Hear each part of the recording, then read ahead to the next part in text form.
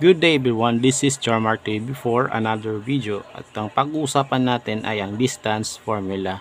So simulan na natin.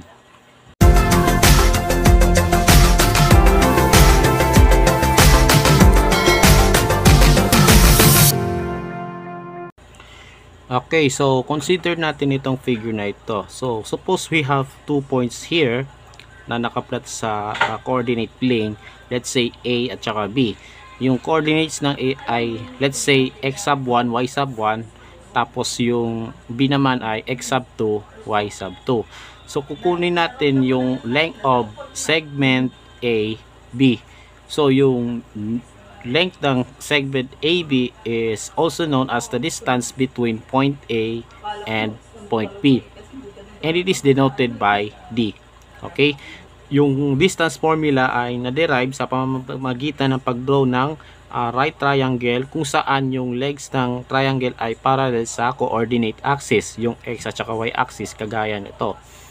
Tapos yung measure ng isang leg ay x sub 2 minus x sub 1 for this one, and then y sub 2 minus y sub 1 for this one.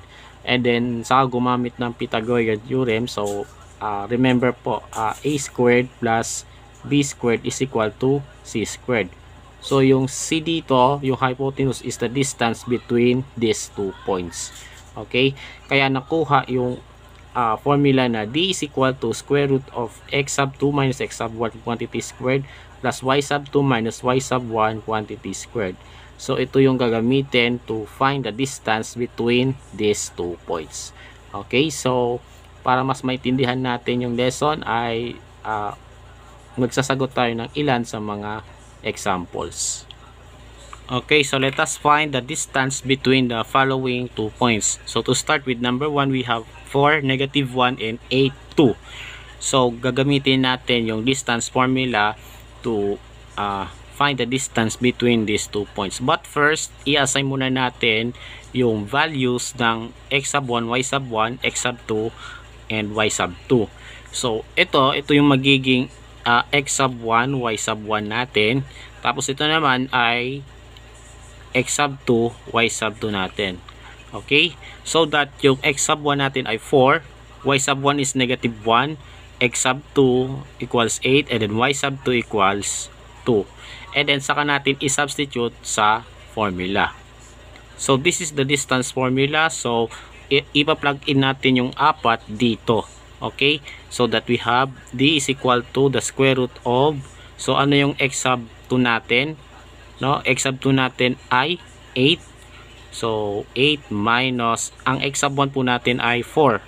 Okay? Squared plus ang y sub 2 natin ay 2. Tapos ang y sub 1 naman natin ay negative 1. So minus negative 1. Okay? Then squared. Okay?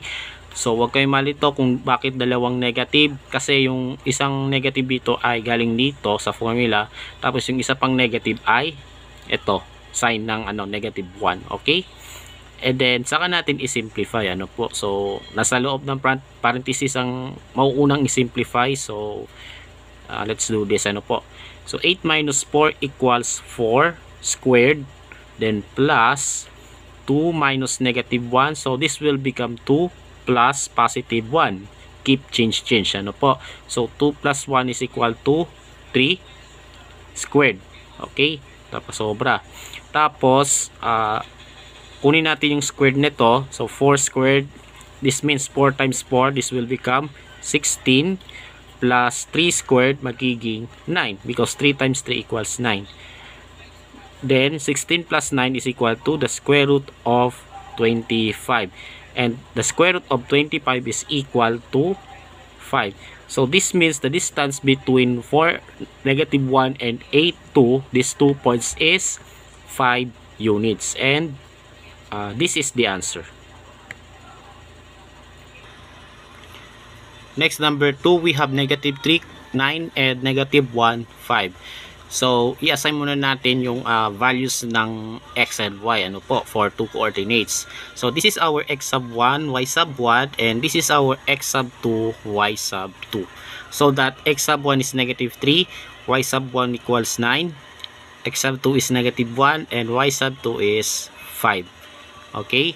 So, i-substitute natin itong 4 sa distance formula.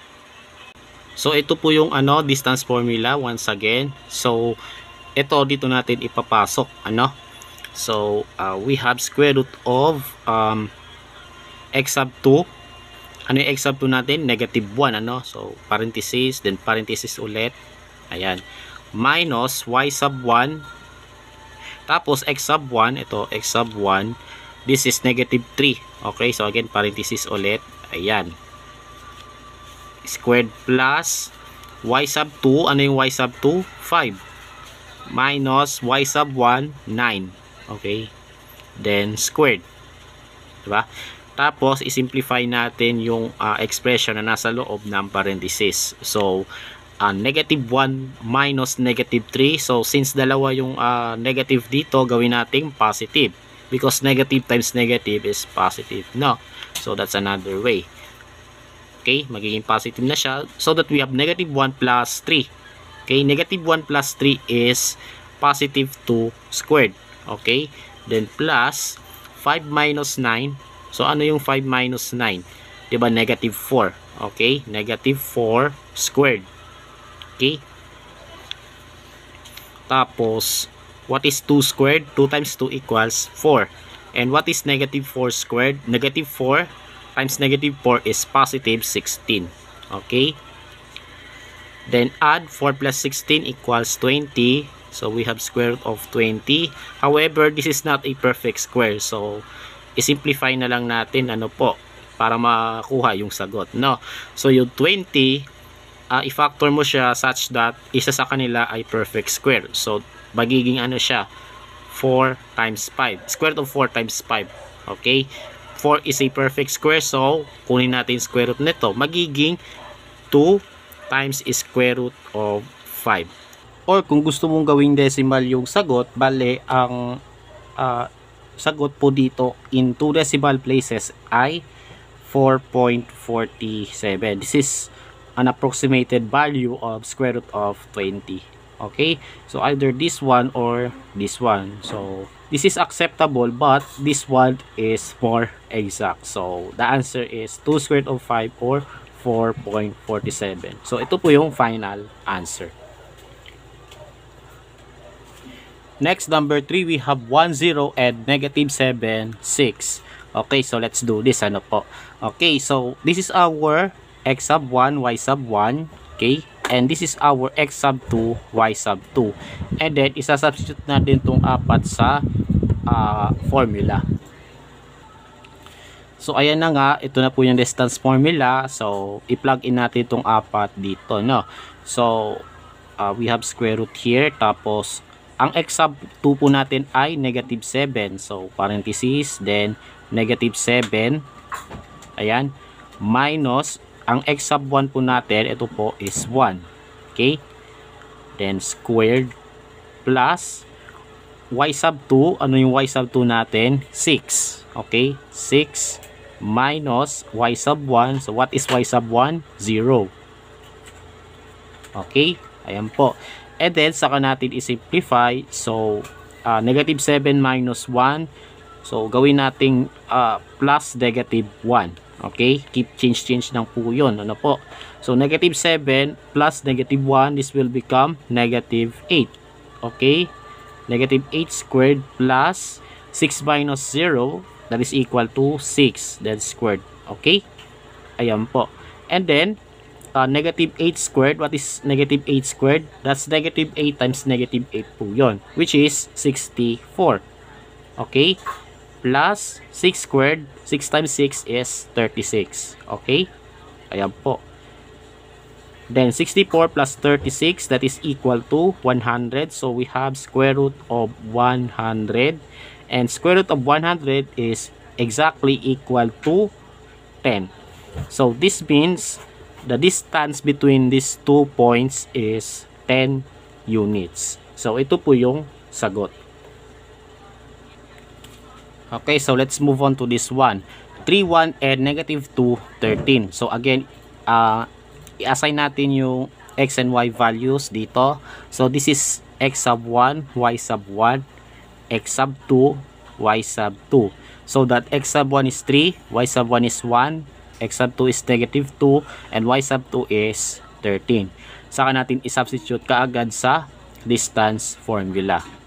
Ayan na siya, okay? So i-substitute natin to dito so that we have square root of x sub 2.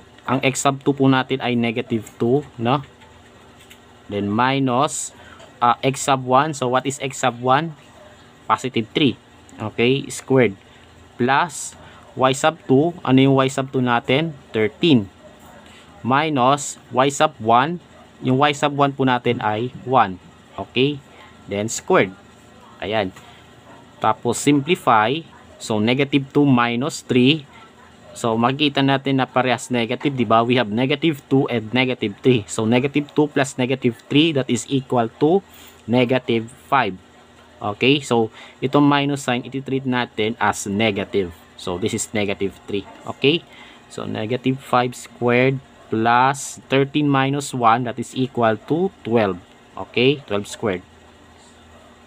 Tapos kukunin natin square ng dalawang ito. So negative 5 squared is negative 5 times negative 5, that's positive 25. Okay, so 25 plus 12 squared. What is 12 squared? 12 times 12 equals 144. Okay, and 25 plus 144 is 169. So square root of 169. And finally, square root of 169 is equal to 13. Because 13 times 13 is 169. So this is a perfect square. Okay? So mahalaga na kabisado ninyo yung perfect square numbers from 1 to 20. Okay? So 13 is the distance between these 2 points, 3, 1 and negative 2, 13. And hence, ito po yung sagot. Okay, so before we proceed to this part, huwag niyo pong kakalimutan mag-subscribe sa YouTube channel for more videos kung meron kayong natutunan dito so far. Okay? So, ito na po yung part. Given the following points, find the length of each segment with these endpoints.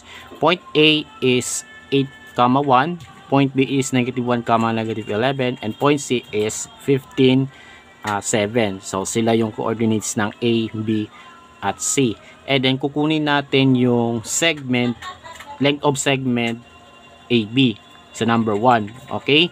So remember po sa inexplain ko kanina, 'di ba?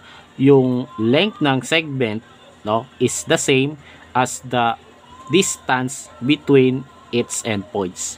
Okay? So equal lang sila. So we're going to use distance formula for this one. Okay? So to start with segment AB, no, actually dapat ganito yan segment AB. So kukunin natin yung length of segment AB. So ano yung endpoints? A at saka B, 'di ba? Obviously. No. So yung A po natin ay 8, 1. Tapos yung B naman ay negative 1, 11. Okay? Ayan po. And then, i-assign natin yung points, x sub 1, y sub 1, ganon. So, this is x sub 1, y sub 1, and this is x sub 2, y sub 2. So, x sub 1 is 8, y sub 1 is 1, x sub 2 is negative 1, and y sub 2 is negative 11. Okay? And then, saka natin i-substitute sa distance formula. So, isulat natin. So, d is equal to x sub 2 minus x sub 1, quantity squared, plus y sub 2 minus y sub 1 quantity squared. Okay? Tapos, i-plug in natin itong 4 dito. So, ayan na. X sub 2 is negative 1. Ayan. Minus x sub 1 naman ay 8. Then, squared.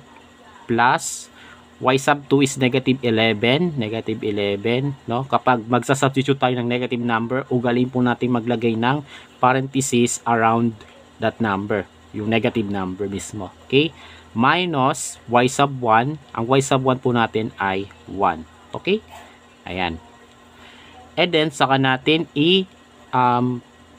simplify, no? So, So, sa loob ng parenthesis, i-simplify. Ano po? So, negative 1 minus 8. So, these are two negative numbers. So, again, iti-treat natin itong subtraction sign as the negative number. So, negative 1 plus negative 8 is negative 9. Okay? Plus negative 11 plus negative 1, that is equal to negative 12. Okay? Ayan po. Next is negative 9 squared. What is negative 9 squared? That is positive 81. Tapos negative 12 squared, that is equal to positive 144. Tapos naman 81 plus 144, that is equal to 225. So we have square root of 225. And the square root of 225 is equal to exactly 15. So this means the length of segment AB is 15 units. So the answer is 15. Okay? Next naman is segment AC. So kukunin natin yung length ng segment AC. So ano ba yung endpoints ng segment na ito? Of course, A and C. 'Di ba? Sila yung endpoints. So ang A is 8, 1, no?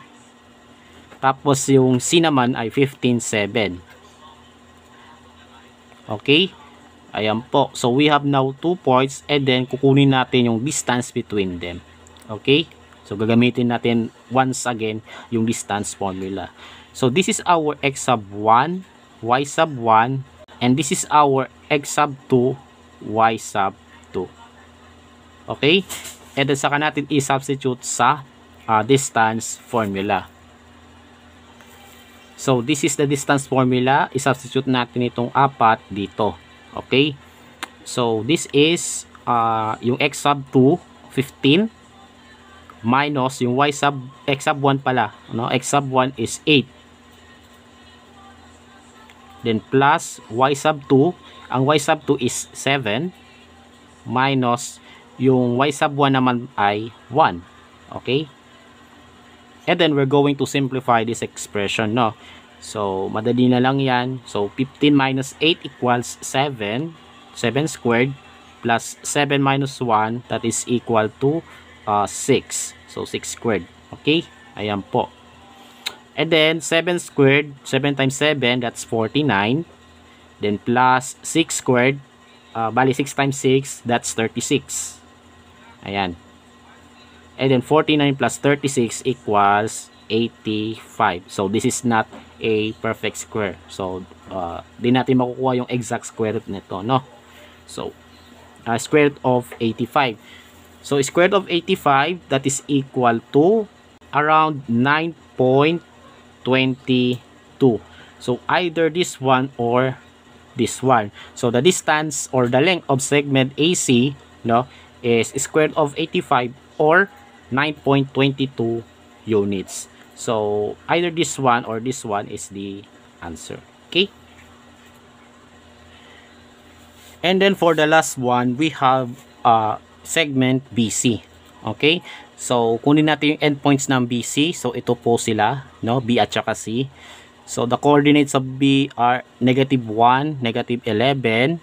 Tapos yung isa naman, yung C, coordinates nun ay 15, 7. Okay? And then i-assign natin yung values ng x and y. Okay? So this is our x sub 1, y sub 1, and this is our x sub 2, y sub 2. So x sub 1 is negative 1, y sub 1 is negative 11, x sub 2 is 15, and y sub 2 is 7. So ipasok natin sa distance formula one last time. Ayan po yung distance formula. So, isubstitute natin itong 4 dito so that we have, bale, ang x sub 2 po natin ay 15 minus ang x sub 1 ay negative 1. Okay, negative 1 squared. Okay, ayan, ayusin natin. Plus, y sub 2 is 7 and then y sub 1 is negative 11. Okay, ayan. Ayan. Ayusin natin ha. So, ito na po siya. So, simplify natin na sa loob. We have 15 minus negative 1. So, magiging positive na to. Okay? 15 plus 1 is 16 squared, di ba? Plus 7 minus negative 11, no? So magiging positive na siya. So 7 plus 11, that is 18 squared. Okay? Ayan po. Then we have 16 squared. 16 times 16 is 256. And then 18 squared, that is 18 times 18, edi 324. Okay? Ayan po. And then saka natin i-add tong dalawa. So we have 6 plus 4, 0. 25 plus 32, 58, 590. Okay? So this is square root of 590. Or kung gusto mo ng decimal yung sagot, bale, the square root of 590 is around 24.29.